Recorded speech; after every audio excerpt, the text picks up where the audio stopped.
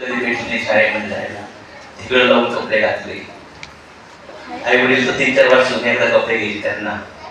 आई शिवून लुगडे पातळ घातले, तिने साडी घातली, वडिलांचे शर्ट घातलेले असायचे, तार लावून चप्पल वडिलांनी घातली. खाण्यापिण्याची पण घरातले इश्यू होते. चहा गोड, फक्त तो गोड चहा बनायचा, त्याचं तर भांडणं असायची. मिठाई म्हणजे घरात ते पिवळे लाडू असतात ना गोड ते, आणि छोटीशी पावशेर शेव आणि 1 किलो मुरमुरे असायचे. काय असतं तरी कुटुंबात आज कुठली बासुंदी आताच्या लोकांना भेटते तरी कुटुंबातलं खूप संघर्ष जवळून बघितलं. किराणा दुकानात गेलो तरी 1 बिस्किट पुढे असायचं खायला. पाव असतात ना, पाव वाजायला एक सकाळी आमच्या घरी तो पावाचा हॉर्न वाजत नव्हता, कारण की आमच्या घरात त्यांना किलो येतो पाव आहे, तो आमच्याकडे पैसे नसतात, आम्ही थोडं पाव आहे. आमच्या घरात कुरूप असायचं शेंगदाण्याने साखरेला. कशाला? कारण की आम्ही संपून टाकायचो. अशा घरात जन्म घेतलाय. स्वयंपाकाला तरी तेल नसायचं, तरी आई भाजी करायची ना, तर ती भाजी 2-3 लोकच खाऊ शकत होती. आई म्हणायची लावून लावून खा, सगळ्याला फुगली. असे दिवस काढले. 4थी पर्यंत एका गावात, 7वी पर्यंत एका गावात, 10वी पर्यंत एका गावात. 10वी झाल्यावर आई वडील म्हणले येतात, तुझे काम कर, तुझं शिक, पण आम्हाला पैसे आणून ते. वयाच्या 16व्या वर्षी पार्ट टाइम काम केलं, 450 रुपये महिना, कॉलेजला ऍडमिशन घेतलं, घरच्याला पैसे द्यायचो. पहिल्यांदा 16 वर्ष घराच्या बाहेर पडलो होतो संघर्ष करण्यासाठी. 15 वर्ष शिक्षण घेतलं, पहिला जॉब भेटला, 6 वर्ष मेहनत केल्यावर 30,000 पोहोचलो. 22-23 मध्ये लग्न झालं. जवळून संघर्ष बघितलाय. 350 रुपयाचा 300-350 शर्ट अंगात होता, बायकोच्या अंगावर 650 साडी होती. कुठं बघितले मगाशी? गरीब जीवन जगलो. फार जवळून आम्ही त्रास बघितलाय. कधी कधी 100 रुपयाची भिशी असायची ना, ती भिशीतून थकायची घातल्याची. 5,000 रुपयासाठी घरचे लोक 10% पैसे काढायचे. प्रॉपर्टी म्हणजे पेटी होती निळ्या कलरची, त्याच्यात काय 20 वगैरे असं असेल. सोनं आता थोडी असतं आपल्याकडे, पैसा पाणी तिजोरी थोडी मोठी असती. अशा कुटुंबात जन्म घेतला. फार संघर्ष होता. कधी ती आई वाटण वाटायची, तिच्या हाताला असे कापलेला असायचं, ते ज्वारी बाजरी काढून असा हाग व्हायची, तरी पण बोलत नव्हती कधी. सकाळी उठून ते पड्यात पायाला बेगा पडलेला असायचे, ते बिबा घालायचे, आणि वडील तेव्हा घालताना लेसं दुखायचं त्यांचं. सगळं जवळून बघितलं आई वडिलांचं. स्वप्न नव्हते हो हे पैसे बेशे, दुनिया काहीच माहिती नव्हती. लहान बाळ फार दुःख भोगलं.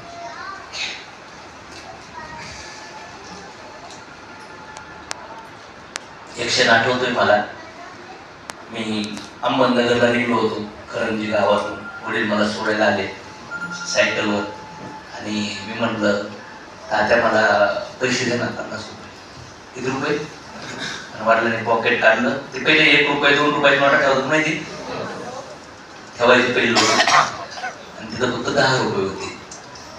बघितलं इकडं तिकडं, बघितलं 10. बाबा आलो, 2च मिनिटं ते मला. मी आलो, मला माहित नाही ते कुठून आले, कोणाला मुसले आणले, कसे आणले. आणि त्यांनी गडबडीने मला 50 रुपये दिले. इथे घेऊन 1 तास एसटी मध्ये रडत. त्यांच्यासाठी ते 50 लय मोठे होते. काय वाटत तुम्हाला? त्यांची कॅपॅसिटी फक्त 10 देण्याची होती, त्यांच्या 5 पट त्यांनी मला दिलं होतं. तो क्षण माझ्या वडिलांचा मला अजून आठवतो. मला चांगलं आठवतंय. माझे वडील संध्याकाळी 8:30ला आठवडाभर काम करून घरी आले. त्यांनी थोडं खायला आणि पिवळे लाडू आणले होते, आणि सगळ्यांना असं काढून खाऊ घालत होते. त्यांच्या अंगाचा पूर्ण घामाचा वास येत होता. कशाचा? म्हणजे मी विचार करतो, गरीब कुटुंबात किती दुःख असत, किती त्रास असतो. फार संघर्ष बघितला जीवनात. उपाशी झोपलोय, आईने लई त्रास सहन केला, वडिलांनी लई त्रास सहन केला. कधी कधी विचारायचं की का आपल्याला अशी गरीबी आली, कशामुळे असं जीवन आले. या संघर्षामध्ये जीवन जगत असताना लग्न झालं, आणि एक दिवस लहान भावाचा ऍक्सिडेंट झाला 18 वर्ष वयामध्ये. अमरावतीला थोडासा प्रॉब्लेम आहे, पायावरून असं चाक घासले ट्रकचं, हॉस्पिटलला ऍडमिट केलं. 21 दिवस 6.25 लाख रुपये खर्च. त्या घरी 100 रुपयाची बेशी थकली. त्या घरी वडिलांना 10 रुपये पॅकेटात येते. त्या घरी 1 महिना सकाळ दुपार इंजेक्शन. मी घरात मोठा होतो, 180 किलोमीटर दूर भावाला ऍडमिट केलं होतं. त्याच्याकडून झाला तो मला थोडाफार खर्च करतो, पण नंतर त्यांनी पण हातवर केले. आणि एवढं सगळं 21 दिवसात कशी मित्र नातेवाईक असतात, कोणी भेटायला येत नव्हतं. पैसे मागते झोपून असं बेड, त्या पेशंट बेड झोपावं लागायचं ना, मग झोप येते होती. मी औषध रडायचो. माझा भाऊ म्हटला होता मला, भाऊ डॉक्टर सांगा मला पॉइझनचं इंजेक्शन द्यायला. मला जगायचं नाही आणि तुमचं दुःख सहन नाही होत.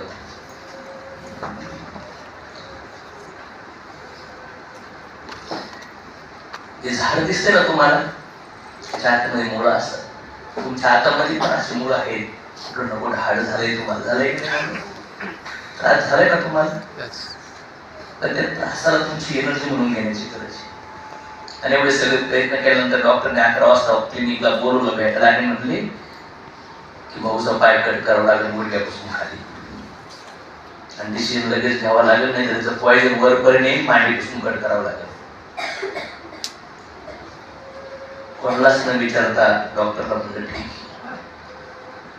भाऊने आज जाताना ऑपरेशनला मला विचारलं पुढे जाईल, म्हणलं ऑपरेशन करायला, त्याला न सांगता. ऑपरेशन झाल्यावर तो बेशुद्ध होता. त्यानंतर आम्हाला भेटायला त्याला मी बोलवलं. मी गेल्यास त्याची नजर भेटली आणि म्हणलं भाऊ काय कुठे गेला. त्यावेळेस मी बेशुद्ध पडलो होतो.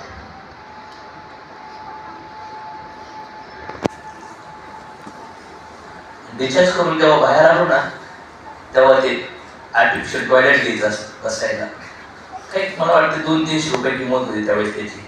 ते घेण्यासाठी पैसे नव्हते.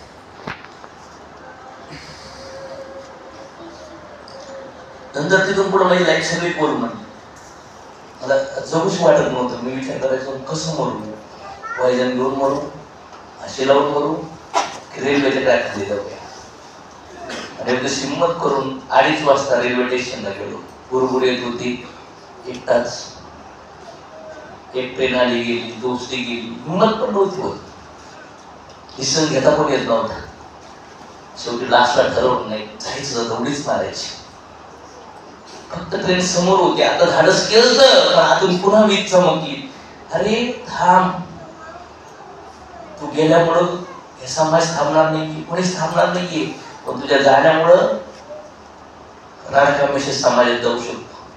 तू तुझ्या आई वडिलाला त्यांना वाल्याला सोडून जाशील, त्यांना आणखीन त्रास होशील. ठरवलं नाही मारायचं. आता जगूया फक्त मेल्यासारखं. आता मरून मरायचं होतं ना, असं विचार करून मेलोय अशोक. मान अपमान निंदा सुख दुःख सगळं बाजूला करून लिहूया. पैसा जर प्रॉब्लेम आहे ना आयुष्यामध्ये, तर पैसा कमवूया आता चांगल्या मार्गाने, वाईट मार्गाने नाही, चांगल्या मार्गाने. 2-3 महिने डोक्यात एक विचार होता, त्यावेळेस मार्केटिंग मला भेटत होता. एवढं सगळं भेटून सुद्धा माझ्या डोक्यात जात नव्हतं, मला आवडत नव्हतं. लई निगेटिव्ह झालो सुरुवातीच्या 6 महिन्यात. पहिले 2.5 महिन्यामध्ये मी लई वेळा पॉझिटिव्ह निगेटिव्ह झालो. पण जेव्हा माझे अवकात काढले ना, अवकात असं नाही, सगळं पुन्हा आग लागली आणि मला समोर पाणी आहे आणि त्या पाण्याकडे मी नाही जाऊ राहिलो. सांगा मला कसं होईल. अशी हालत जीवनभर पूर्वी केली. आणि मग अशा एका ट्रेनिंग मधून सिरियस झालो. माझी अवकात काढली गेली. एकदाच क्लिअर करतो आला, जागा झालो, पेटलो, लागलो कामाला. त्याच्यानंतर लई त्रास झाला, मला लई निगेटिव्हिटी आली, पण मी थांबत नव्हतो. लोक नाही म्हणले मला आणखी दोष यायचा, कारण की माझ्याकडे पर्याय नव्हता मागं फिरण्यासाठी. परतीचे सगळे दरवाजे बंद करून टाकले होते आयुष्यात. एकच दरवाजा होता, हा बिझनेस. मग ब्रह्मदेव जरी आले ना खाली, म्हणजे ना हा बिझनेस करू नको, तरी मला पर्याय नव्हता. मला हेच करायचं. मला कळलं होतं जॉब मध्ये काही नाही, मी विमान, मी हॉनेस्ट, मी इमानदार करण्याचं ठरवलं होतं. आणि घुसलोय बिझनेस मध्ये. पुस्तक वाचले. पहिलं पुस्तक यश तुमच्या हातात, माझ्या हातात पडलं. माझ्याकडे फक्त 15 रुपये होते. 3 जण म्हणून उसने घेऊन मी 260 रुपयाचे पुस्तक विकत घेतो. शेवट्याला यशवंतच्या हातात पहिलं पुस्तक. तिथून मला लत लागली अभ्यास करण्याची, ट्रेनिंग अटेंड करण्याची, मीटिंग अटेंड करण्याची. आज जवळपास 40-45 लाख रुपये इथे खर्च केले आणि 15 वर्ष शिक्षण आहे ना. मला वाटतं त्याला 5-25 हजार रुपये पण नसतील लागले. फुकटमध्ये शिक्षण झाले आमचे. इथं आल्यावर स्वतःला तयार झालो म्हणजे यार इथं मला काम करायचे तरी इथून निघाल. अभ्यास करायला लागलो, रोज पुस्तक अटेंड केली, ट्रेनिंग ऐकायला लागलो, मीटिंग अटेंड करायला लागलो. निगेटिव्ह वातावरण सोडून दूर. लग्न झालं होतं, बायकोला घेऊन आलो होतो, पुन्हा बायकोला गावाकडे सोडलं होतं. घरच्यांनी फोन उचललं, घरची बंद झाली व्यवहार, सगळे निगेटिव्ह होते, सगळ्याला पैसे पाहिजे होते. अशा सिच्युएशन मध्ये लग्न झाल्यानंतर पुन्हा बॅचलर मध्ये राहत होतो. वडापाव 2 दिवस काढले, चहा भूक लागली ना तर आम्ही घरी गेच्या घरी जायचो ना, म्हणून ताई चहा करता का. भूक लागलेली होते ना, असं शरीर झालं. प्रसाद खाऊन दिवस काढले. मेडिटेशनवर भिकाऱ्या शहरात झोपलोय त्या बिझनेसच्या काही होता चांगलं पॅकेज होतं की नव्हतं. किती त्रास होत असेल त्यावेळेस. स्वतः असं साधं सिंपल काम करू शकतो, मग जाऊ शकत होतो मग जॉबला. नाही केलो म्हणला, नाही सामान्य नाही असामान्य काम करायचे. आणि असंख्य लोक दुःखात येतात, त्यांना दाखवायचे. मला तो मार्ग शोधायचा आहे. त्या समोर जर भिंत असेल ना तर डोकं आपटू एक तर डोकं फुटल, नाही तर ती भिंत पडल. हे टार्गेट होतं माझा विषय. मला शोधायचं होतं तो मार्ग, तो मला रस्ता शोधायचा होता. शोधला फक्त 6 महिन्यात. किती महिन्यात? माझ्या जिंदगीचे सगळ्यात हायेस्ट मेहनत 6 मंथ न झोपता. इमेजिन करा, सलग मी 3 दिवस झोपलो नव्हतो. सलग मला माझ्या आईबापांना माझ्या डाऊनलाईनला माझी लोकांना दया नाही आली पाहिजे. माझी दया फक्त माझ्या स्वप्न आणि माझ्या भगवंताला आली पाहिजे. मी काय भोगले ना माझ्या आईबापाला बायकोला काही माहित नाही, माझ्या आपल्याला माझ्या टीमला माहित नाही. ते फक्त माझ्या भगवंताला आणि मला माहिती मी काय भोगले. नाही तर रडायचं मला या समाजामध्ये. नाही रडलो होतो त्यावेळेस. कोणीच नाही साथ दिली मला. तर कोणी साथ नाही दिली म्हणून मी निराश नाही झालो. मी मला जागृत केलं, मला मी जागृत केलं. काय बॉस मीटिंग अटेंड केला, ट्रेनिंग अटेंड केला, बिझनेस मध्ये इन्व्हॉल्व झालो, लोकांना वातावरणात कपड्यात बदल केला, बोलण्यात बदल केला. जे गरजेचं या बिझनेस साठी जे येत नाहीये ते फार अवघड होतं. पण 2, 3, 5, 50, 100 वेळा ते काम करायला लागलो. पण तो स्किल अडॅप्ट केला. नव्हतं जमत काहीच. नव्हते लोक, नव्हतं इन्व्हिटेशन, नव्हतं प्लॅन, नव्हतं विकतायत प्रोडक्ट, नव्हते लोक भेटत, नव्हते लोक जॉईन होत. पण मी म्हणलं हे गरजेचं आहे, याला शिकणार मी. मला गरज आहे, शिकण्याची गरज आहे. अवघड आहे ना, मला अवघड म्हणून जमणार नाहीये. मला हे शिकायचंय आणि मी करूनच दाखवणार. मी नाही बसणार घरामध्ये. जागा झालो. 6 महिन्यात माझ्या जिंदगीभर जेवढी मेहनत माझ्या वडिलांनी नसून केली ना तेवढी मेहनत केली. त्यांनी शारीरिक मेहनत केली, मी मानसिक तर शारीरिक मेहनत केली. दिवस रात्र काम. माझं हायेस्ट रेकॉर्ड होतं एका दिवसात 56 लोकांना प्लॅन देण्याचं. किती लोकांना? मी ठरवलं होतं लोक जर 6 ला उठले ना तर मी 5 ला उठतो. फिक्स टाइम होता 5 ला उठायचा. फिक्स उठून गार पाण्यावर करायचं. आणि पोह्याचं दुकान होतं, चहाची टपरी होती, तिथं जायचं, तिथं झाडू बिडू पाणी मारायचं, ते नाश्ता करायचा आम्हाला. लक्क प्रकाश देण्याच्या अगोदर ना काळ्या अंधारामध्ये स्वतःची प्रयत्न करावा लागतो. मी नाची म्हणून रात्री करत होते डान्स. येस. जर पब्लिक मध्ये रिस्पेक्ट पाहिजे तर प्रायव्हेट मध्ये स्वतःला फार काढून घ्यावं लागेल. आणि ते थांबलं आपण बस. आणि काय झालं मग? किती वेळ लागला पैसे भेटायला, अचिव्हमेंट भेटायला? किती वेळ लागला? किती वेळा प्रॉब्लेम सॉल्व्ह झाले?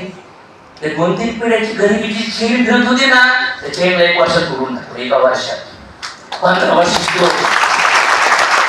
15 वर्ष शिकल्यावर मार्केटने अवकाश ठरवलेली ती 6 महिना वर्षाची किती 36,006 वर्ष लागलो. 21 वर्ष काशी केल्यावर 21 वर्ष काशी केल्यावर वर्षाला 3,60,000 4 लाख रुपये. आणि हा बिझनेस 1 वर्ष शिकलो, फुल घुसून शिकलो. 27 ला फर्स्ट इयरला काढलो. पहिल्यांदा माझ्या आयुष्यात ह्या लेवलला. मग बघा ना, 1 करोड 2 करोड 3 करोड 5 करोड मागचे 15 वर्ष 16 वर्ष झाले लगातार पैसे कमवले. काहीच कमी नाही. गाड्या झाल्या, घरं झाली, प्रॉपर्टी झाली, गोल्ड झालं, पर्यटन झालं, सगळ्या गोष्टी आहेत. नेम फेम झालं. लोकांच्या लाईफमध्ये कॉन्ट्रीब्युशन करतोय, लोकांच्या आत्महत्या वाचून राहिल्या, लोकांचे संसार एकत्र येऊन राहिले, लोक ट्रेसमधून निघून मोठ्या गुरुचेनी जिंदगी घालायला लागले, चांगल्या मार्गावर यायला लागलेत, भगवंत समजायला लागलेत, अचिव्हमेंट्स व्हायला लागल्या. का झालं? कशामुळे झालं? माझा देवा पेटला. काय झाला? माझा देवा. आज लोक बघा ना, तुम्ही कुठून कुठून जागे झाला ना, तुम्हाला चांगलं करायची इच्छा होती म्हणून आपण सगळेजण एकत्र येऊन राहिले. Right or wrong? या जगात दोन प्रकारचे लोक आहेत, चांगला आणि वाईट करणारे. तुम्ही चालत का? त्यांना चांगलं चांगलं करण्याची इच्छा आहे ना, ते तुमच्या आपल्या प्रवाहात येऊन एकत्र येणारे आपण सगळेजण. समज नाही ना? दोन प्रकारची आणि एवढ्या सगळ्या हायर लेवलला गेल्यानंतर मी खुश नव्हतो. आई बापाला पाहिजे ते भेटलं, बायकोला पाहिजे ते भेटलं, पोरांना पाहिजे ते भेटलं, मी नाराज होतो, मी खुश होतो. मला माझी येत नव्हती, महिन्याला येत होते पैसे चांगल्या मोठ्या लेवलला, पण मला हॅपीनेस नव्हतं, मला आनंद वाटत नव्हता. मला असं वाटत होतं की ती गरिबी का भेटली, ते छपराचं का भेटलं, का माझ्यावर अशी वेळ आली, का मी आत्महत्यापर्यंत गेलो, का मला करोडपती आई बाप नाही भेटले, कोण जबाबदार आहे माझ्या दुःखाचा. माझं एन्जॉय करायचं होता, मला ते शोधायचं होतं. मला भेटलं एवढं मेहनत करून, मला लोकांना भेटत देत नव्हतं. माझ्यापेक्षा जास्त लोक मेहनत करत होते, त्यांना काय नव्हतं बिझनेस. माझा तर प्रॉब्लेम दूर झाला, पण माझ्या आजूबाजूचे लोक लई दुःखात दिसत होते. मला वृद्ध आश्रमात जायचो, अनाथ आश्रमात जायचो, मला मदत केली, डोनेशन वाटले, चॅरिटी केली, सगळे कुठं नाही करून बघितले. कधी बर्थडे अॅनिव्हर्सरी सेलिब्रेशन माझ्या सोशल मीडिया कुठंतरी ऑफिसचे लोक करतात, नंतर माझ्या पुढे तुम्हाला सोशल मीडिया सेलिब्रेशन दिसणार नाही. जिंदगी लोक जिंदगी एवढी भॅड वाजवली, कुठलं सेलिब्रेशन करतोय मी. मला यश मिळाल्यानंतर मजा नाही सेलिब्रेशन करतात. मला तर भेटलंय, पण असंख्य लोक दुःखात येत रे, मला त्यांचे दुःख. मला कळलं की माझी मदत पुरेशी नाहीये.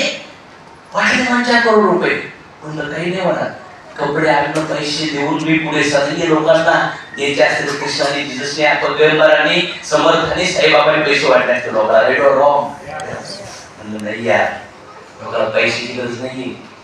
लोकांच्या हृदयात जो अंधार आहे, जी चेतना दूषित झाली आहे ना, त्या चेतनेला बिवर करण्याची गरज आहे. तो दिवा जर पेटवला ना, तर त्यांच्या घरचा अंधार सोडा, ते लाखो करोड लोकांच्या घरात लागणार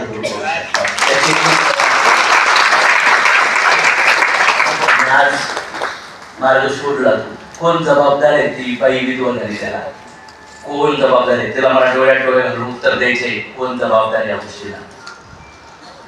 मुलं अनाथ होतात ना, आई बापाला लई संघर्ष करावा लागतो, मुलाची सेवा करावी लागते. नाही कळत त्यांना, मुलं मला असं द्या, मला काय आहे, समाज पण त्यांना पूर्ण मारतो. Right or wrong? मला सांगायचे ते आई बापाला असं का झाली. त्याचं शरीर लई कुरूप आहे, त्याला सगळे लोक चुकीच्या नजरेने पाहतात. त्याला मला सांगायचे शरीर का भेटले. काहीचं लग्न नाही होत, काहीला बाळ नाही होत, काहीला लई टॉर्चर होते, काहीला कोणी धोका देऊन राहिले, काहीला कोणी चीट करून राहिले, कोणी अपमान करून राहिले, कोणी हाणून राहिले, कोणी रोज रडतात. वेगळ्या दुःखात लोक सगळे. आणि मला असं वाटलं की मला त्यांना मदत करायची, ती कपड्याच्या, अन्नाची नाही, पैशाची नाही. त्यांनी काय होणार? त्यांच्या दुःखाचं कारण कोण आहे, त्यांच्या कारणाचं कारण कोण आहे, मी त्यांना सांगितलं, ऍक्सेप्ट करतील आणि पुन्हा पुढे एनर्जी, पुन्हा ऊर्जेने चांगल्या मार्गावर चालायला लागतील. असं मदत करून वरवर मदत करून नाही, मुळात जावं लागेल. त्यावेळेस लगातार 12-12, 15-15, 18 तास मी पुस्तकात बसलो. ते लोक अभ्यास करतात ना, एज्युकेशनचा आध्यात्मिक अभ्यास बसतो, महिन्याला 7-10 लाख येत होते. नाही तर कुठेतरी क्वार्टर मारीत बसलो असतो, कुठेतरी कुठे करत बसलो असतो, इंद्रिय भोग घेत बसलो असतो ना, मजा मारीत. आजकाल लोक पैसे काय करतात, दिखावा करतात आणि फक्त क्वालिटी वाईज भोग भोगतात. हे सोडलो काय पाहिजे लोकांना? आहार, निद्रा, जेवण, झोप, सेक्शुअल लाईफ आणि संरक्षण, याच्यामध्ये लोक घुसतात. इंद्रिय भोग घेण्यामध्ये गेलो असतो ना, घुसलो असतो ना त्याच्यामध्ये. पैसे घेऊन काय करतो माणूस? इथं भोग पेतो. हे सोडलो नाही म्हणलं, त्याच्यात नाही मजा. अभ्यास करत होतो, भगवान सर्चिंग करत होतो. डायरेक्ट कृष्ण थोडी भेटली, विभूती थोडी भेटली. अरे याच्यासाठी पण लई संघर्ष करावा लागला, लई शोधावं लागलं, तेव्हा तिथपर्यंत जाऊन पोहोचतोय. त्याचा अभ्यास केल्यानंतर कळलं आत्मा काय आहे, परमात्मा काय आहे, प्रकृती काय आहे, नेचर काय आहे, का लोकांना दुःख भोगावं लागतं, हे जीवन शाश्वत आहे का अशाश्वत आहे, का कशामुळे भेटलंय, त्याच्या मुलाचा उद्देश काय आहे? जन्माला येणं, थोडस वाटणं, थोडं शिक्षण घेणं, 2-4 मुलं जन्माला घालणं, त्यांचं वाढ लावून डगरी होऊन मरणं, यासाठी जीवन भेटलंय. बिलकुल नाही. हे जीवन भेटलंय इंद्रियाला कंट्रोल करण्यासाठी, भगवंताची भक्ती करण्यासाठी. आणि जेव्हा शरीरातून श्वास बाहेर निघल, आत्मा बाहेर निघल ना, तेव्हा सगळे दुनिया रडत असल आणि आपण आनंदाने भगवंताला मिठी मारण्यासाठी. जेव्हा ह्या शरीर सोडताना, जेव्हा या जगात कुणातच आसक्ती नसेल ना, तेव्हा आपण भगवंताच्या धामात जाऊ शकतो. जीवन खरे यासाठी भेटले. भेटलं की नाही भेटलं? पण लोक आज 15-15 वर्ष शिकून, 15-20 वर्ष अनुभव घेऊन तीच शिकायला पूर्ण होत नाही. तो पण खुश नाही, बायको खुश नाही, पोरं खुश नाही, आईबाप खुश नाही, नातेवाईक मित्र पण नावं ठेवतात, झोप पण येत नाही, चुकीच्या सवय लागलाय. नाही भगवंत, पण ज्या इच्छा पूर्ण करण्यासाठी आला त्या तर कर ना बाबड्या, त्या तर कर सोनवल्या. त्या करण्यासाठी तू म्हणतो 1000 कारण आहेत तुझ्याकडे न करण्यासाठी. मग काय, कशासाठी, का असं जगतो रडत रडत, का मेल्यासारखा रडतोस रोज वर व्हायला एकदा मारण्याच्या ऐवजी? राईट और रॉंग? मला त्या लोकांना जागा करायची, त्या लोकांना, त्या बहिणीला, त्या भावाला, त्या आईला, त्या बापाला, त्या आजोबाला मला सांगायचे वळून हे जीवन कशासाठी भेटले. धर्म, अर्थ, काम आणि मोक्ष. इच्छा आहेत ना पाठीमागे, या इच्छा भगवंताकडे जाऊन नाही देऊ राहिला. राईट और रॉंग? इच्छा आहेत तर पटपट पूर्ण करा नाही, करा नाही. एका वर्षाची मेहनत 1-2 महिन्यात का वाटलो करता जिंदगीतलं? बघा ना किती वेळ फास्ट फेकून गेलाय. मागं वळून बघा, वाटतंय का आपण 25, 30, 40 झालो, 45-50 मध्ये आलो? कळलंय का किती पट्ट्यास वेळ निघून गेला? गेलाय का नाही गेला? किती लोक काय करतात, फार वेळ लवकर निघून गेलाय सर, आणि आणखी पण फास्ट निघून जागे व्हा, जागे व्हा. काही लोक 18 वर्षात जागे झाले, मोठे एंटरप्रेन्योर बनले. काही लोक 25 मध्ये उठले, काही लोक 30 मध्ये, काही लोक 40 मध्ये, काही 45 मध्ये, काही 50 मध्ये, काही 60 मध्ये उठले, काही 70 मध्ये, काही 80 मध्ये. तरी फार मोठे कार्य जगामध्ये करून राहिले. राईट और रॉंग? काय लागतं? जा पहा, काळे गोरे शिक्षण कोणी सांगितलं तुम्हाला? ते कागद मुद्दा लागतात. काय लागतं इंडस्ट्रीसाठी? काय लागतं? तुमच्या जज्बा, घट्स लागतात. बस एक कागद हे डिग्र्या, हे शिक्षण तुमच्या व्हॅल्यूने ठरवाल. तुमच्या हात जर ओढण्याची तडप असेल, काही करण्याची जमत असेल ना, तर साऱ्या जगात सगळ्या मिळून असू द्या, तेव्हा तुमच्यासाठी रोड बनावं लागेल. समज नाही तुमच्यासाठी. शबरी नाही शोधत गेली, शबरीला शोधत राम आले. कुठे शबरी? काबिल बनव. समजणार आहे? मला असं वाटतं या वातावरणात मला एक काम करायचे फार मोठं. माझ्या बायकोला, आई बापाला त्यासाठी नाही, त्यासाठी झालं. त्यांना पण सांगितलं आई बापाला, तुमची जे शरीर मला दिलं त्या शरीराची मी सेवा करणार. बंगला बांधून दिलाय, बँकेत 40 लाख रुपये, मदत करा, लोकांची कार्य करा. आध्यात्मिक पुस्तकं लिहून ठेवले, मला टीव्ही लावून दिलाय, वायफाय कनेक्टिव्हिटी आणि माळ पण ठेवली. भोग भोगायचे तर भोग भोगा आणि अध्यात्माचा अभ्यास करायचा, अध्यात्म करा.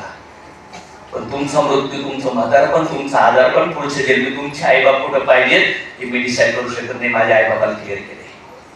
तुमच्या पिढ्या तुम्हाला भोगाव्या, माझ्या मुलांना पण क्लिअर केले, माझ्या पत्नीला क्लिअर केले. आपण भेटलोय 20-22 वर्षात. तू कुठं होती, मी कुठं होतो माहित नाही. तुझे कर्म वेगळे, माझे कर्म वेगळे. दोघांच्या मिळून काही मुलं जन्माला घातले, त्यांचे भाऊ वेगळे. सेंटरला भगवंताला ठेवू आणि आपल्या परिवारातून एक एक व्यक्ती वेगळ्या व्हॅलिडेशन उतरणार आहे. तयारी कर मनाची. कधी सुख भेटेल, कधी दुःख भेटेल, कधी भांडू, कधी सुख, पण वेळेने वाया घालायचं. लवकरात लवकर त्याच्यावर माती टाक, समजून गो एकमेकाला. नंतर पुन्हा आपण कधीच भेटणार. हॉटेलमध्ये आल्यावर हॉटेलमध्ये टेस्ट देत ना आपण, चेकआउट करतात का नाही करत? रूम चेकआउट केल्या का नाही केल्या? त्या दिवसातून पण चेकआउट करून निघून जायचे. जोपर्यंत आहेत, खिडकी खराब आहे, बेड खराब आहे, किटली खराब आहे, फॅन चालत नाही, याच्यावर लक्ष करण्यापेक्षा काही चांगलं आहे त्या संसारामध्ये, त्या व्यक्तीमध्ये लक्ष त्याच्यावर देण्याची गरज आहे. जरा वाटत